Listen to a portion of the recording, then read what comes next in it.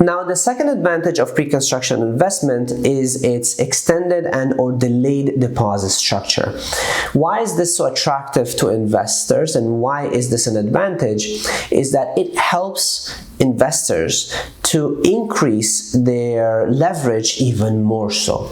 Let me explain. So far the example that we have been using is that of a $500,000 property which we're purchasing, and we're putting 20% down. That is $100,000. Now, there are two scenarios that I can show you that means you're basically leveraging actually even more money.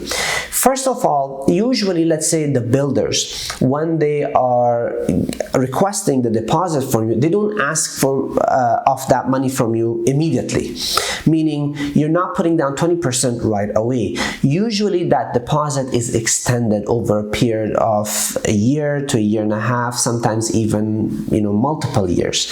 So for example, let's say that 20%, sometimes the builder says, okay, well, you put down 5% in 30 days, you put down another 5%, let's say in a year from now, you put down another 5% in a year and a half, you put down another 5% in 2 years. Well, now you have extended your deposit over a course of time. So if you do probably rough numbers, in reality, by the time the 30 year comes around and you're selling it, you have only put down your entire, let's say 20%, maybe in the last year or so.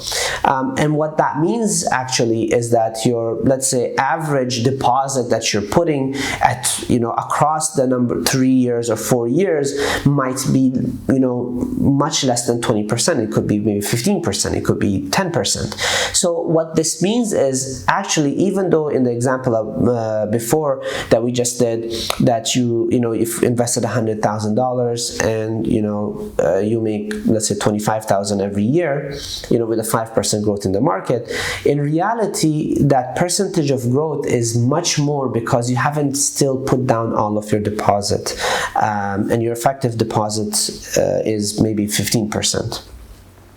The second thing that the delayed deposit structure or the deposit helps to determine your leverage is, in this example again, was 20% deposit, 100,000. Now, if a builder offers an opportunity where your total deposit structure, let's say, is half of that, is 10%, that means now you're leveraging 10 times with the same investment. So let's say if you're putting in 10% deposit of 500,000, you're only investing 50,000 to get that $500,000 property.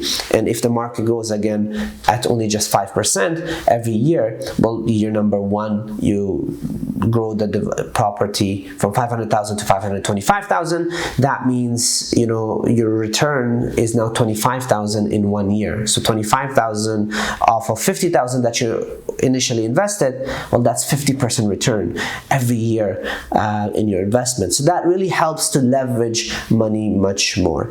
And thirdly, because you are either putting down a lower deposit or your effective deposit that you're putting down, which is much less than 20%, that allows you the ability to scale your investment. Perhaps you can coordinate your deposit structure between multiple pre-construction investments, and then at one given time you can take advantage of perhaps investing in 2 properties at one given time, and you are taking advantage of the market, of the growing market, immediately by holding 2 properties at one time and increasing your net worth. So the second advantage is quite attractive to a lot of investors, and that is the fact that you're either delaying or you're putting down various degrees of deposits towards your investments to help increase the total leverage, and at the end of the day, the total returns that you get in your pre-construction investment.